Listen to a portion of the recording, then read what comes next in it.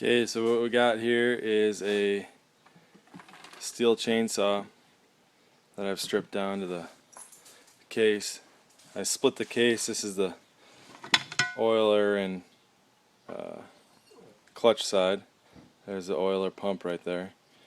I've split the case, popped the bearings out, which turned out to be a little bit of a deal, but not bad. I just used a like-size socket and punch the bearings out, and let's see, here we go. Here's the crank. Crank's in good shape. Maybe not anymore, but the crank's in good shape. And so this would be this side would be the flywheel side. So I'm looking at it like this if you're holding the saw. So it looks like it's in pretty good shape. Needs a little bit of cloth run over it. The bearings look pretty haggard. Here's the bearings here. That right there is the clutch side.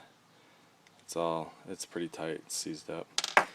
But the flywheel side is fine. But I'm not going to reuse it for a $2 part or whatever. Everything else looks good. It's just important to make sure that you get all the surfaces clean again, and then probably run some cloth over these pins, and then run a little cloth over the crank to make sure that those bearings can slide right back up onto that collar again.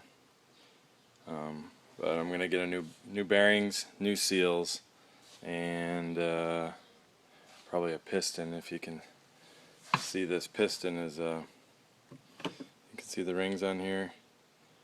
They don't look very good.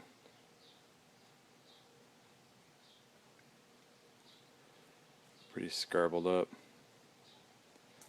Could be worse, but for a $40 or $50 piston, it's time to just get a new one. Anyways, that's how you strip down and split the case. And all that, when you put it back together, all you got to do is stick a little silicone on this. You can buy a gasket for it, but you might as well just get a silicone. Run that in there. And then this is right here is actually the oil reservoir for your, see how that goes together, and there's the oil cap. The oil reservoir for the bar oil, and that's the bar oil suction line, and it runs through the case.